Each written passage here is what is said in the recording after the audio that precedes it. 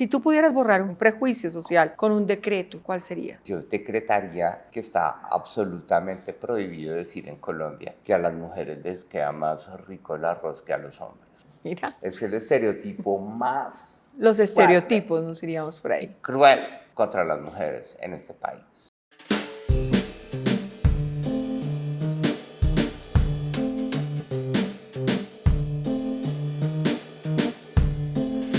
Te agradezco mucho haber aceptado esta invitación. Es un espacio donde queremos entrar en ese Juan Daniel como ser humano. Entendemos que ya estás en la arena política y que pues pasaste de ser una persona la que empezamos a conocer en el DANE, que ha venido haciendo toda una trayectoria, y hoy estás como precandidato a la presidencia. Así que bienvenido a este espacio. Quiero que sea un espacio donde podamos tener una conversación íntima pero expuesta.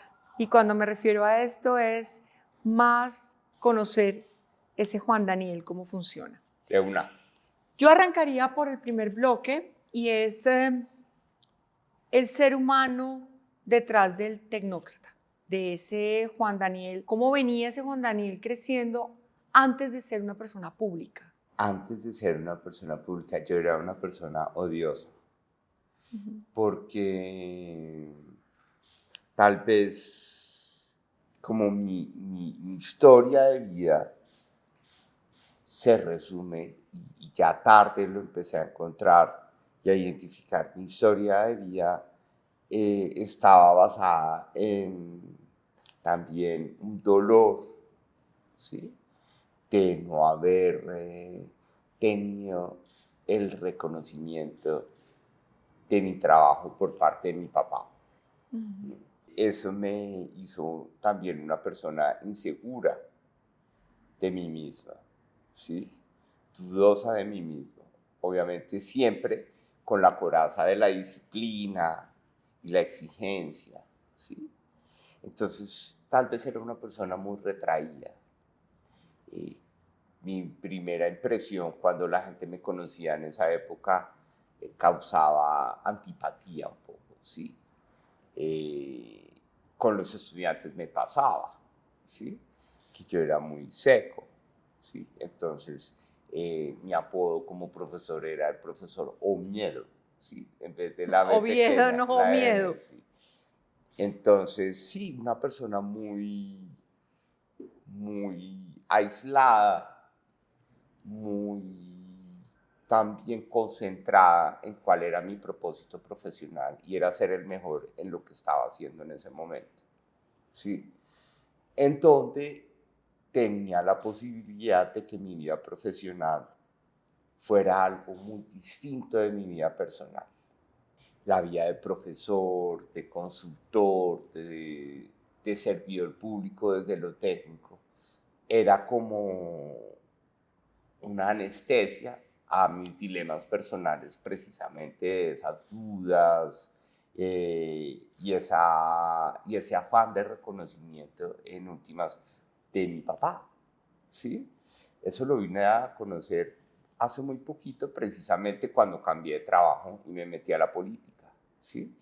Porque la política me puso un desafío muy grande, y es que mi trabajo ya no está tan lejos de lo que soy como persona, ¿sí?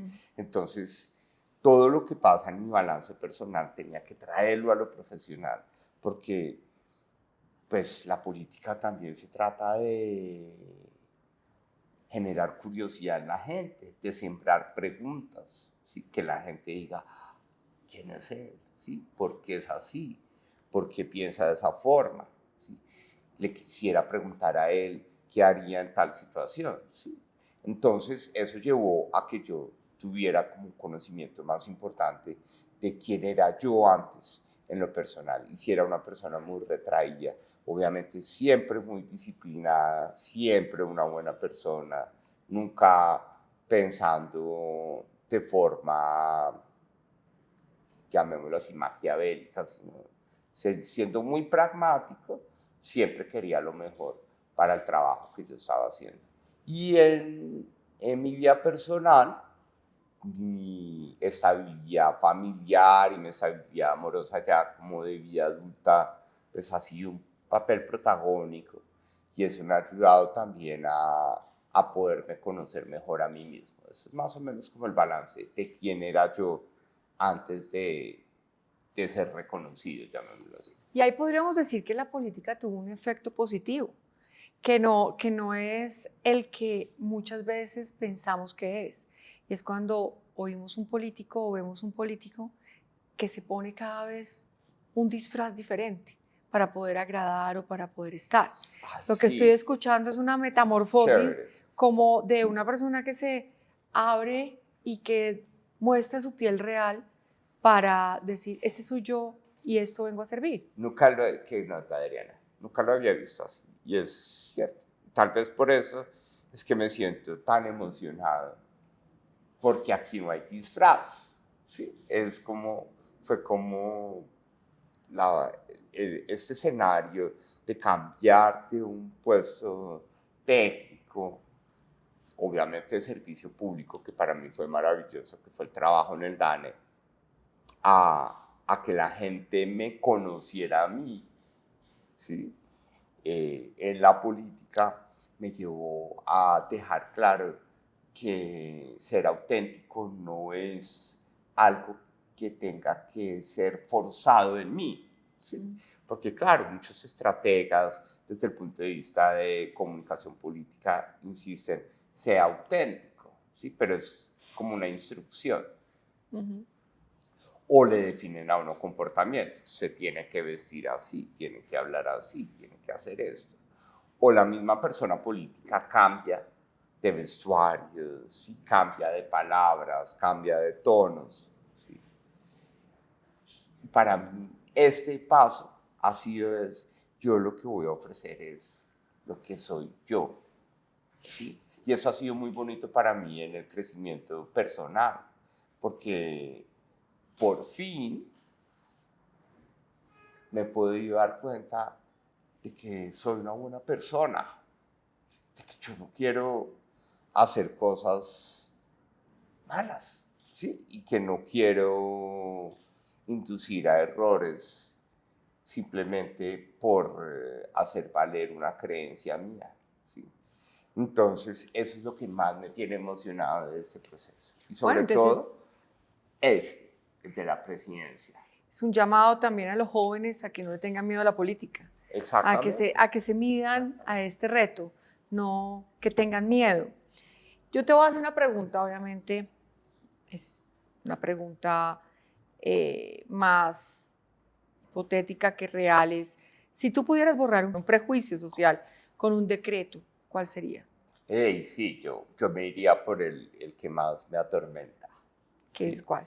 Que yo decretaría que está absolutamente prohibido decir en Colombia que a las mujeres les queda más rico el arroz que a los hombres. Ah, bueno, mira. Es el estereotipo más los estereotipos, nos iríamos por ahí. Cruel contra las mujeres en este país. 2/3 partes de hombres y de mujeres. No es que sea solo machismo. Las mujeres también creen que ellas son mejores haciendo oficio en la casa que los hombres. Ese prejuicio tiene que borrarse. Entonces, si tú me dices, te doy el poder de un decreto para que lo borres, ese es el que borraría. Porque estoy seguro que a partir de eso tendríamos una vocación tremenda en ciencia, tecnología e innovación. Porque entonces las niñas entrarían en ese camino masivamente. Y al mismo tiempo tendríamos menos brechas salariales, tendríamos más mujeres participando en el mercado laboral, teníamos más mujeres pensionándose en el país, que no sucede tristemente en Colombia en ese momento. Es buscar un equilibrio, una balanza. Bueno, yo quisiera, de lo que me has dicho, tú me hablas que tú eres un ser humano bueno, que vienes aquí a hacer una labor de servicio. Dame 3 rasgos tuyos que tú digas, con esto es con lo que yo voy a atraer al público en Colombia. No lo que te recomienden decir, sino lo que genuinamente, no la pinta ni el acento. lo que genuinamente eres tú. Mira, es como si hubieras leído la mente. Los descubrimos con el equipo en este viaje de 10 días por el sur de Colombia. Esto comenzó, porque podemos tener el tiempo de explicarlo, con una obsesión. Y es que lo que tú no puedas poner en 1, 3 o 5, nunca lo vas a poder sentir como una prioridad. Entonces, en la campaña para la alcaldía de Bogotá y en nuestro proyecto político de Bogotá, dijimos, aquí vamos a ir con autenticidad, que ya sabemos que no es forzada, sino que es parte de mi marca personal por lo que esto representa en mi proceso de crecimiento personal. Este soy yo, punto. Y yo escojo cómo soy yo. Segundo, la verdad, porque en ese momento sentíamos que el país se estaba enfrentando a una manipulación de la realidad. Y el tercero, la coherencia, porque la gente sí está mamada, Adriana, del voltearetismo en Colombia. ¿Sí? Y ese cartucho está agotándose para la clase política tradicional, o lo que representa el pasado de la política.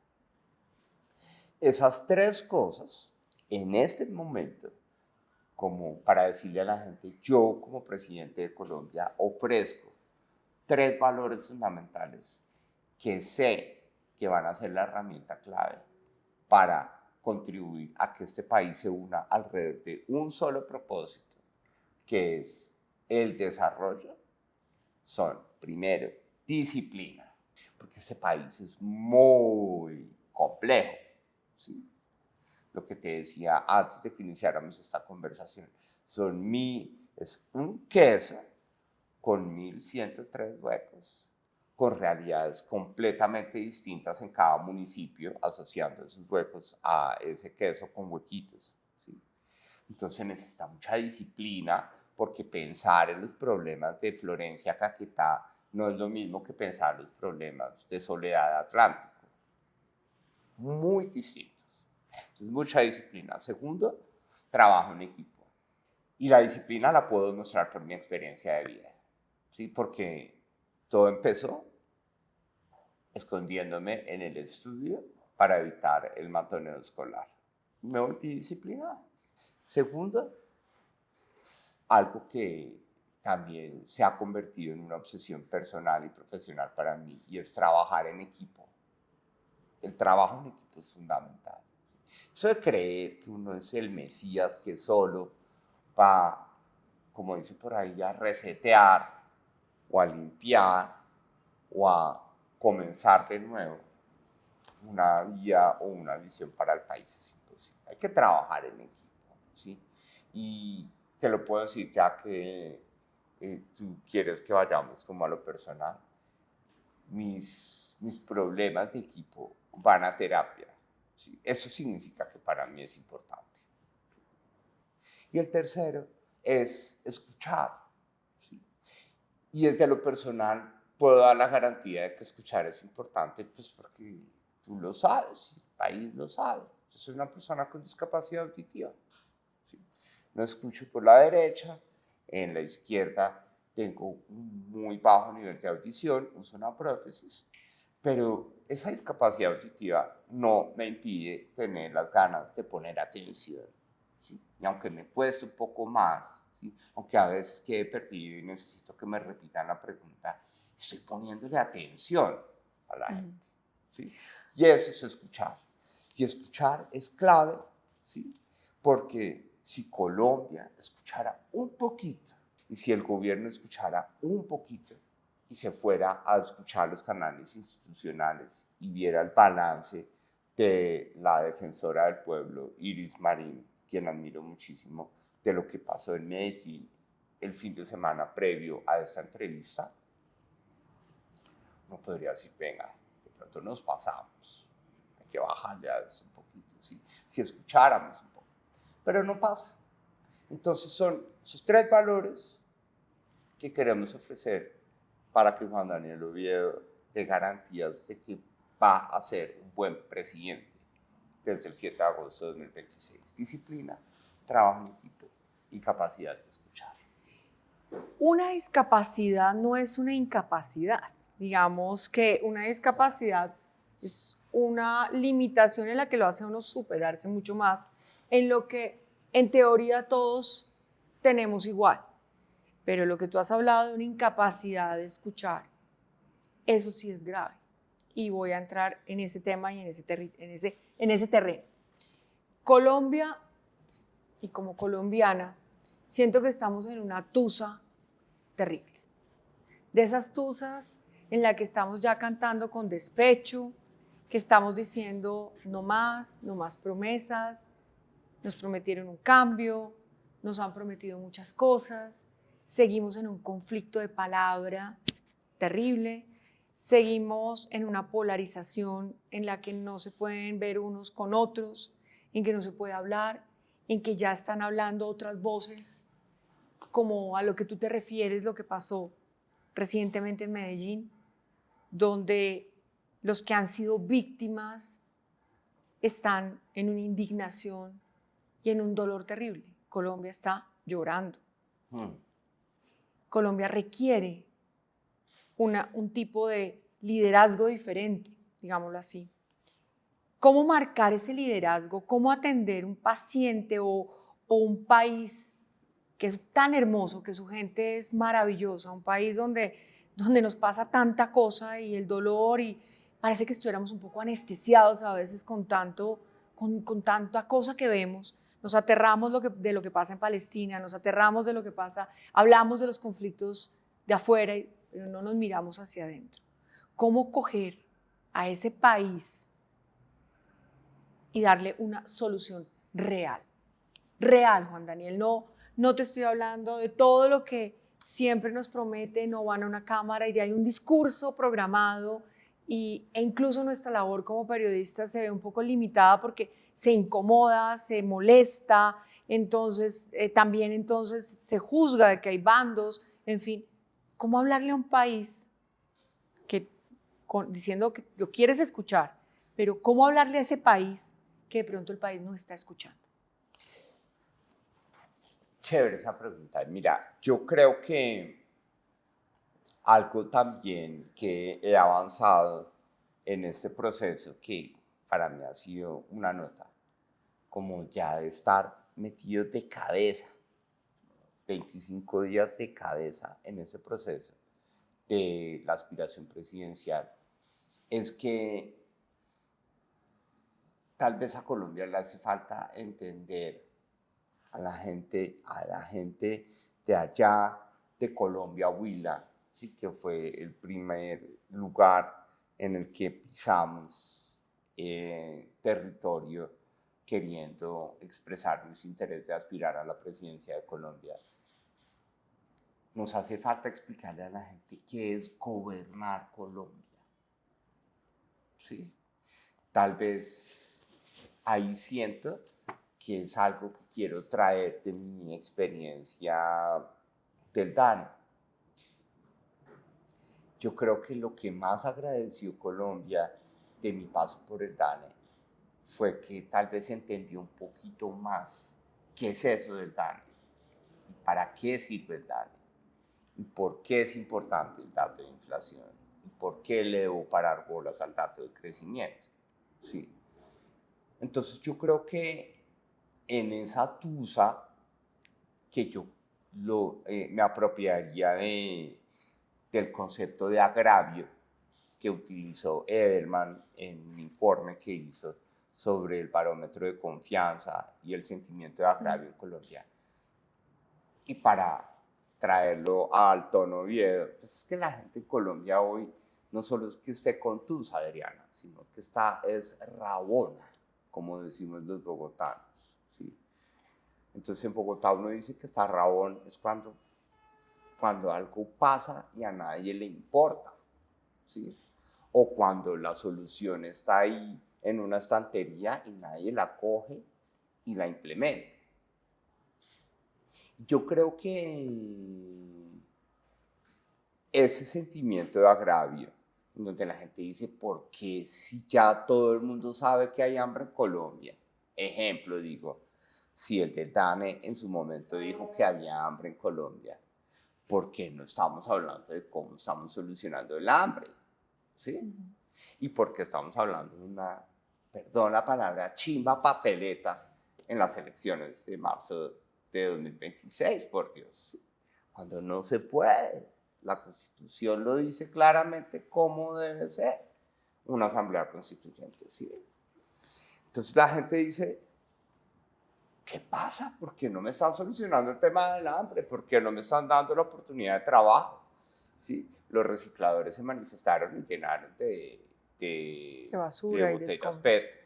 El material más importante para ellos es toda la Plaza de Bolívar, porque nadie les está parando bolas. Un presidente que prometió, o te pregunto, en el momento de grabar esta entrevista, al ratico, al mediodía, el presidente va a sancionar la reforma laboral. ¿Sí? ¿Eso le aplica a los recicladores del país? Absolutamente no. Que es poco el mensaje que siempre hemos dicho, reforma laboral en Colombia hay que hacer, pero esa que estamos haciendo requería una previa y es solucionémosle el trabajo digno y cómo vamos a remunerar dignamente el trabajo de los recicladores. Porque imaginémonos cómo se vería Bogotá si ellos no existieran. ¿Sí? O cómo se vería el relleno de Doña Juana si ellos no existieran y enterráramos todas esas botellas de PET. Y cómo se vería el planeta en la famosa potencia mundial de vida. Entonces, cuando tú ves ese contraste, te das cuenta que la rabonada o la rabia que tiene la gente de que votó por un cambio, porque el país sí quería cambio. ¿Sí? Yo no voté en segunda vuelta, afortunadamente. ¿Sí?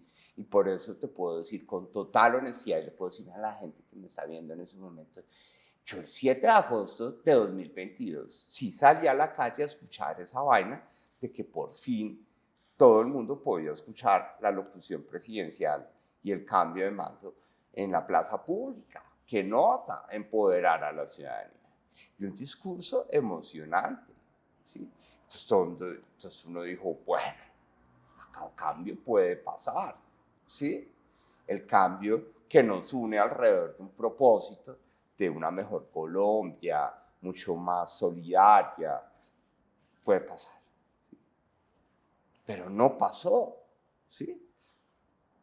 Entonces, la gente, para poderle decir, creo yo, que para poderle decir a la gente en ese sentimiento de agravio, venga, hablemos otra vez, es explicarle qué es gobernar, ¿sí? Y gobernar para nosotros no es simplemente el arte de besar al que me sirve, ¿sí? E insultar al que no me sirve. ¿Sí? Gobernar, para el caso de un presidente como lo que yo quiero ser, es haber tenido el respaldo de la ciudadanía para trabajar en equipo con un Congreso que pide más de lo que alcanza la plata que tenemos en el banco. ¿Sí? Porque es que la gente del Espinal o de Ricaurte elige sus concejales y sus congresistas, es porque el congresista les promete una vía, un puente, un proyecto agropecuario, lo que sea. Y es la Constitución, es el Estado Social de Derecho en el que estamos. Entonces tenemos una cantidad de congresistas que piden más de la plata que tenemos en el presupuesto. Entonces gobernar es trabajar abiertamente en esa conversación de que tenemos que definir una prioridad. Todo lo que piden ellos, ¿cómo lo vamos a priorizar? Y también que ellos me garanticen que yo tenga la mejor forma de hacer mi tarea. Entonces yo me tengo que remodelar, tengo que reformular algunas instituciones del Ejecutivo y voy al Legislativo a hablar con ellos. Gobernar es también que millones de personas en Colombia me dijeron, usted, por ser usted, le voy a dar, como dice uno en la calle, un parche, una gallada de gente entrenada para defender y garantizar el orden y la seguridad en el país. Como usted es una buena persona y es inteligente, usted es el comandante jefe del ejército y va a garantizar el orden y la seguridad de este país. Y de todo esto, hay cosas que no le van a salir bien, y por eso usted tiene con la justicia una sola cosa, y es elegir un juez fiscal para que defienda a los ciudadanos a los que roban el celular, pero para que defienda a las entidades que también roban los políticos, pero que defienda también a las personas que asesinaron, que defienda a todo el mundo, que defienda al pueblo. ¿Tú crees que esas tres cosas se han visto en ese gobierno? No. Entonces tenemos que poder explicar a la gente, venga, cuando usted vaya a elegir un presidente en un país tan complejo como Colombia, tiene que pensar en los atributos, en esos valores que tú me mencionabas, o esas tres herramientas fundamentales que va a tener esa persona, ¿sí? Porque hoy tenemos un gobierno que besa o insulta al Congreso según su conveniencia, que insulta a las fuerzas militares y no les da la moral y la confianza que debe tener la sociedad en la fuerza pública, ¿sí? Y a la justicia, que la fiscal verdaderamente está representando hoy los intereses de todo el pueblo, y el presidente eligió a esta fiscal precisamente para eso. La gente lo está poniendo en duda. Entonces uno dice, necesitamos es que la gente elija bien por alguien que sea capaz de entender que gobernar no es destruir las instituciones para que yo pueda hacer la tarea más fácil, sino ser disciplinado para decir, esto es difícil, pero le hacemos la tarea. Para hacerlo manejable, trabajamos en equipo. Y obviamente, continuamente, estamos escuchando para saber si estamos haciendo la tarea bien, para seguirla haciendo así, o si la estamos haciendo mal, para corregir. Yo creo que eso es lo que verdaderamente quisiera el país escuchar para ver un futuro, porque tristemente hoy, pues todo el mundo dice, fracasismo, fracasismo, todo está mal, y necesitamos es buscar cómo le vamos a poner una cara de futuro al país. Cuando tú llegaste al DANI, que mencionas tanto el DANI, la importancia del DANI, que creo que es, porque es como ese termómetro de los territorios, es conocer las realidades, es hablar y desnudar al país frente a unas cifras reales. El nombramiento en ese momento te lo hizo el presidente en ese momento, que era Iván Duque. Hoy que estás aspirando pues a la presidencia, que la gente no quiere, está cansada un poco del tecnócrata, del político, ¿cómo vas a demostrar que tú no estás al servicio de ningún poder sino del país? Ay, eso es una de las cosas más difíciles, porque, Adriana, algo que uno siente en la calle y aprende en la calle es que somos un país desconfiado, ¿sí? No creas que yo voy a venir a hacer alarde de que yo digo, voy a Pitalito a recoger firmas y entonces llego y la gente me está haciendo cola. A la gente hay que rogarle, porque la gente pone la cédula en un papel, lo piensa más de 2 veces.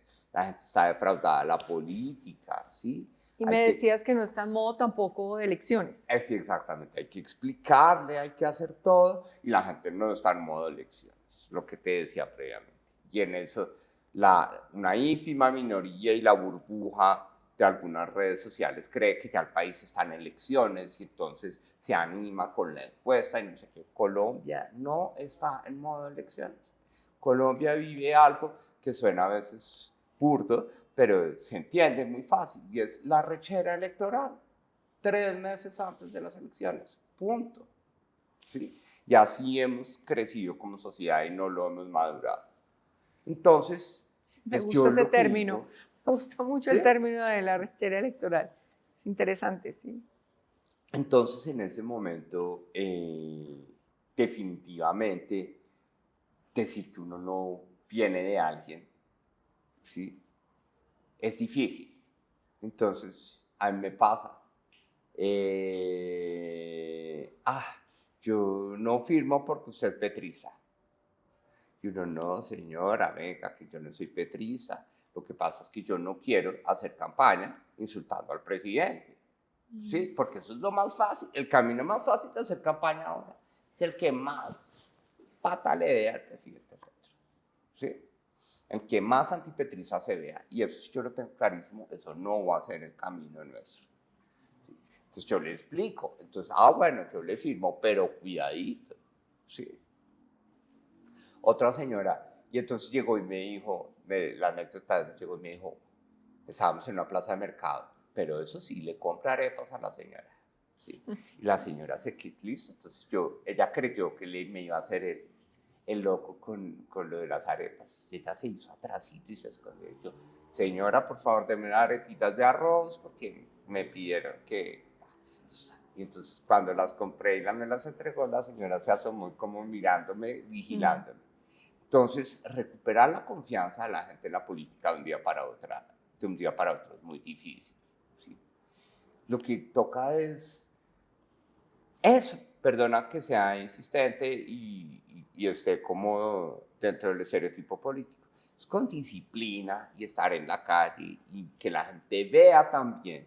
¿Sí? Mi equipo me decía, la gente lo mira a usted como pidiendo la firma y todo, y como que de lejos. A veces la gente dice, ese man está haciendo el trabajo. ¿Sí? Entonces yo creo que hay que dar ejemplo. Esa disciplina, esas ganas de trabajar en equipo y sobre todo la actitud de escuchar es la forma para que la gente deje de pensar si yo soy de Uribe o soy de Petro. ¿Sí?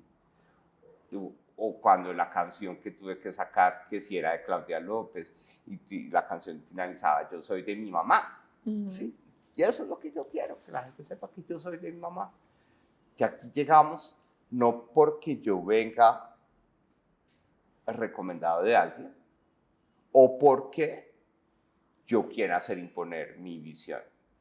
Aquí llegamos es porque Colombia, nosotros, ustedes, nos merecemos algo mejor. Y qué bueno trabajar en equipo para que eso suceda. ¿Cómo está el equipo de trabajo? ¿Motivado? Sí, nosotros llegamos anoche después de 10 días de recorrer el país en flota. ¿Sí? Fueron como más de 196 kilómetros, 37 horas y media en flota. Y logramos visitar 9 ciudades o municipios del país. Y pocas veces me he sentido tan satisfecho de ver al equipo, es decir, no ahogándose, porque parte del lema de nuestro trabajo en equipo es no seamos víctimas de nuestras propias limitaciones. ¿Sí? Porque suponer que las vamos a cambiar haciendo equipo, no. Lo que se trata es que las pongamos en el común y como equipo no seamos víctimas de nuestras propias limitaciones.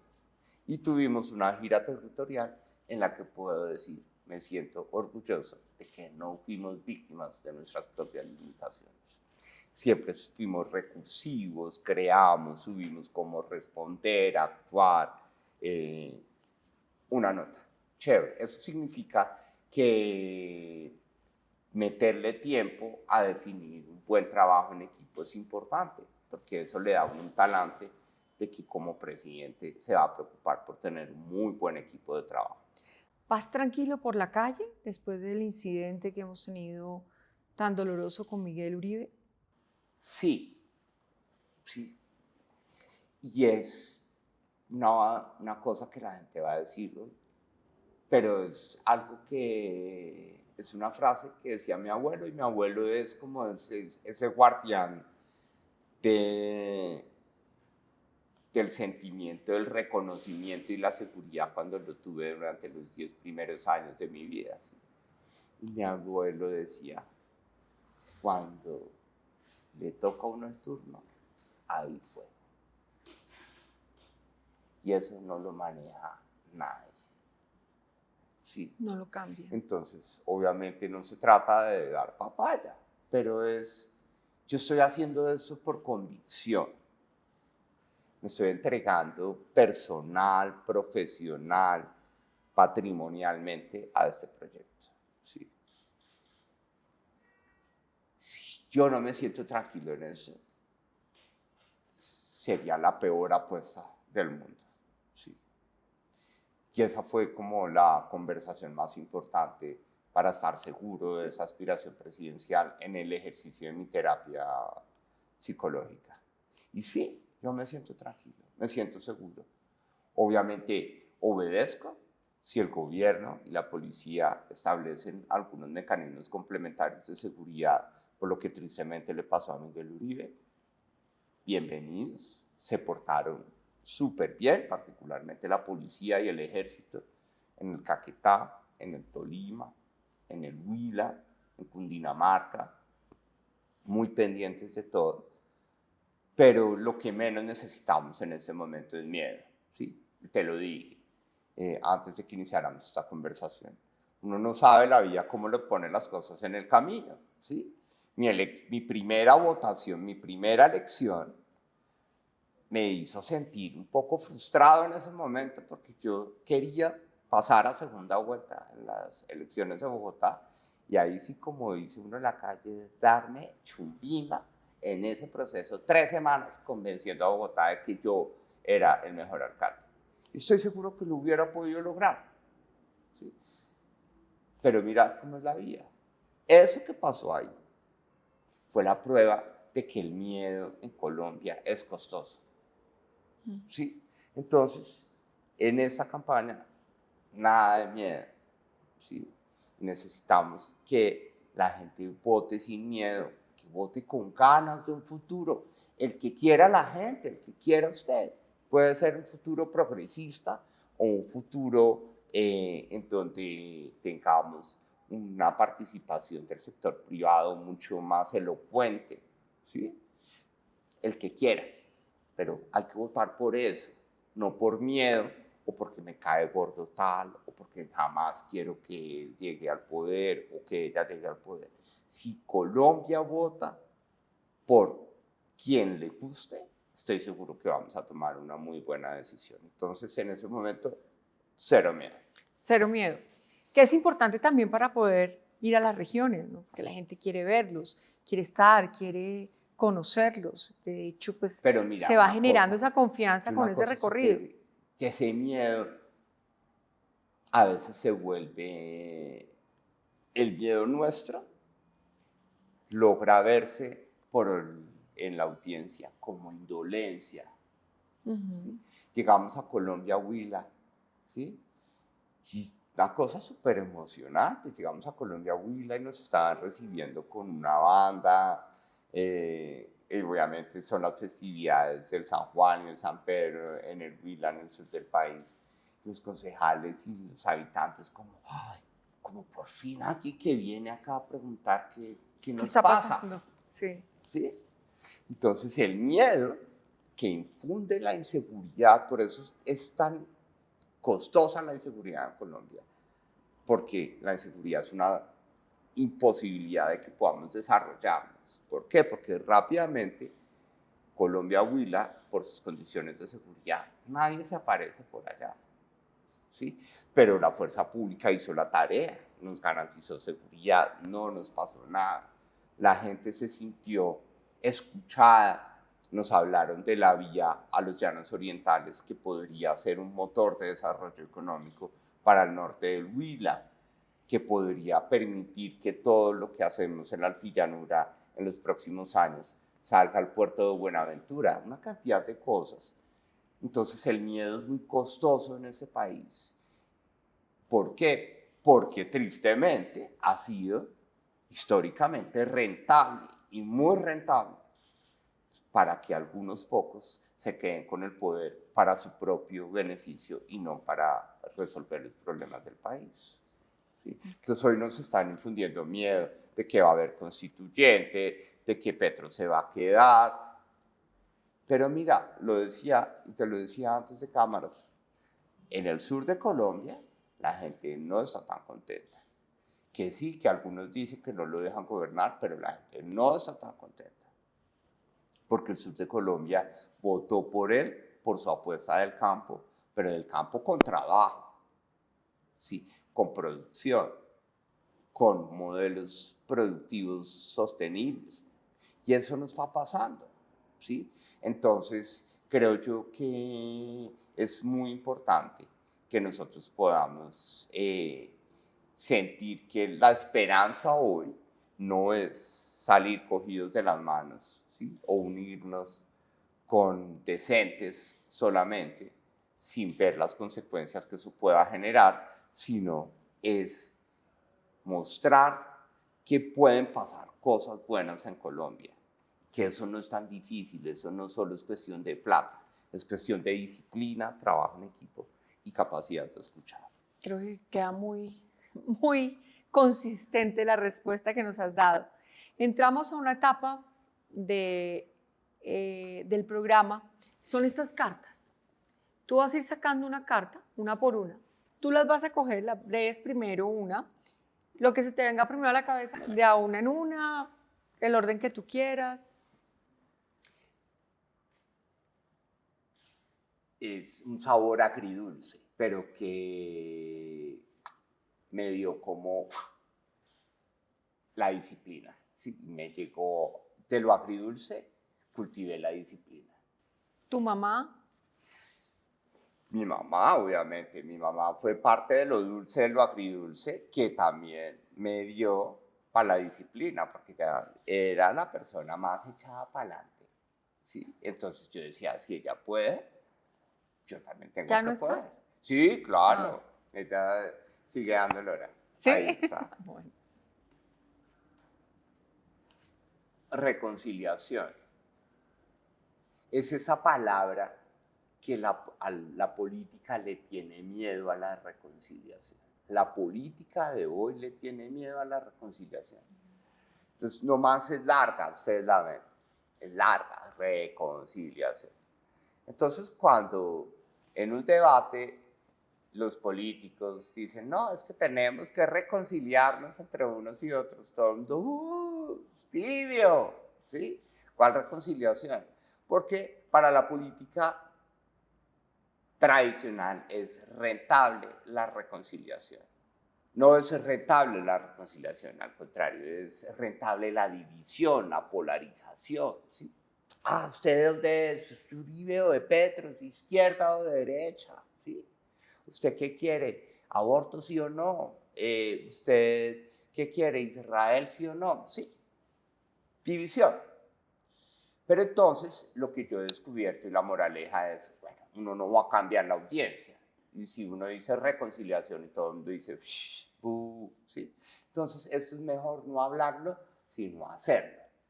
Y lograr que gobernar tenga actos explícitos que contribuyan a que esto suceda. ¿Hoy con quién te reconciliarías? Porque esto es importantísimo para el futuro del país y para el desarrollo. Pero ya sabemos que no es de hablarlo porque la gente piensa, besito, abracito, ¿sí? Con un delincuente. No, eso no es reconciliación. Es que haya justicia que nos permita que salgamos adelante. ¿Con quién te reconciliarías hoy? Pues yo estoy en un proceso en lo personal, Adriana, que ese es el proceso tuyo. Conmigo mismo, porque a veces me doy muy duro, ¿sí? Soy muy exigente conmigo mismo, entonces hay que lograr reconciliarme conmigo mismo para pasarla mejor en este proceso. Memoria. La memoria está ausente en Colombia, somos miopes, ¿sí?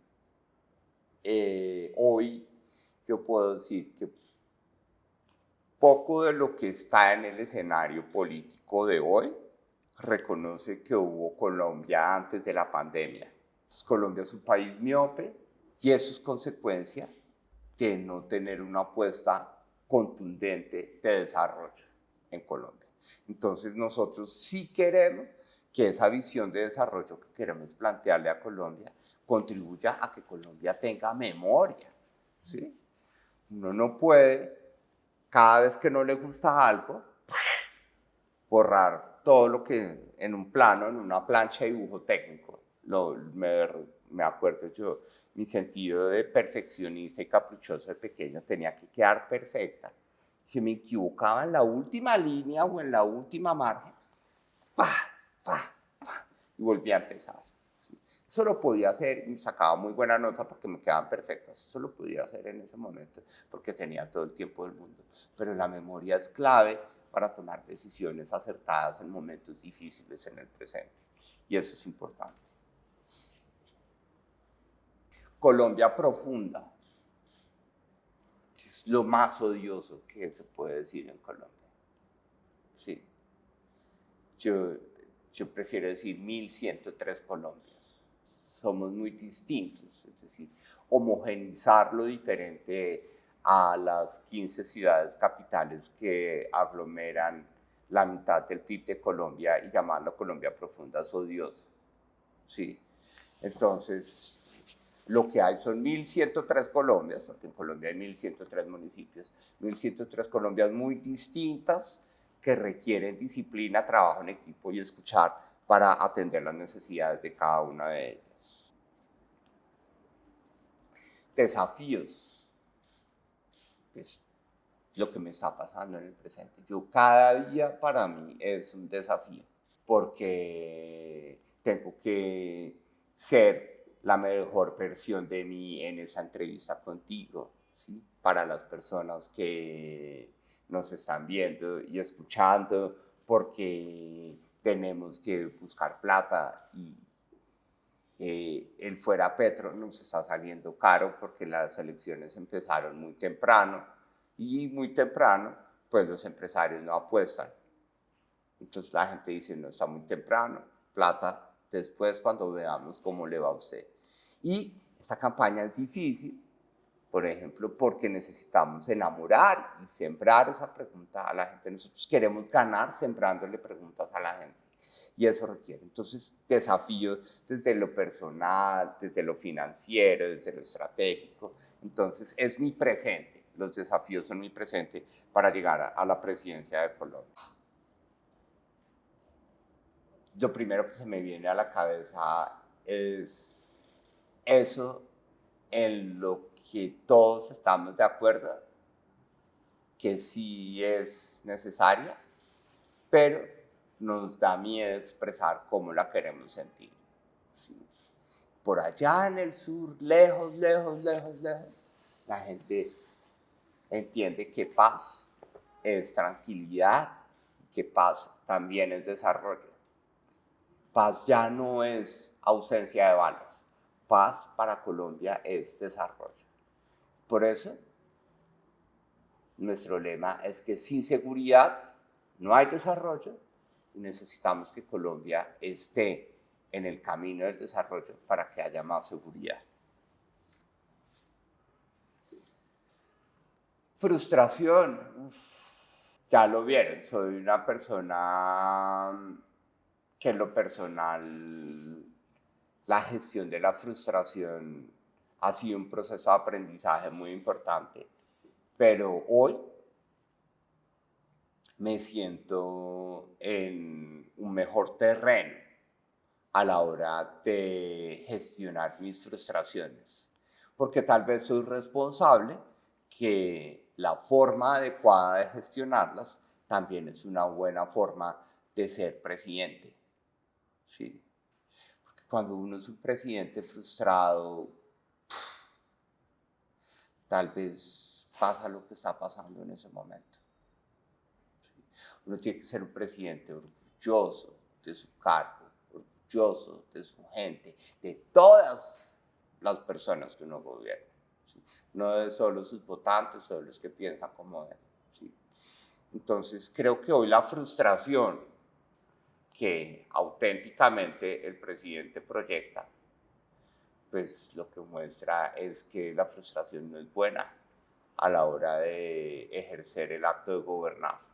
Y por eso me siento tranquilo que este proceso político ha sido útil para gestionar mejor mis frustraciones. Bueno, pues Juan Daniel, muchísimas gracias por este espacio que nos has dado. Sabemos que estás recorriendo Colombia y todo lo que te falta también por caminar en este año que queda. No, claro, el camino Que es un camino duro, retrechero, como dicen en la calle, pero aquí estamos con toda por Colombia. Bueno, pues muchos éxitos, muchas bendiciones y que todo salga como te lo estás imaginando y lo estás esperando. Aquí siempre será tu casa, bienvenido. A todos nuestros lectores, seguidores, los invitamos a que vean esta entrevista en quienique.com en nuestra sección de ¿Quién es quién? Muchas gracias, Juan Daniel. Adriana, a ti, gracias por el espacio y más que me sacaste cosas que no habían salido antes, así que por favor no se lo pierdan, está buenísimo.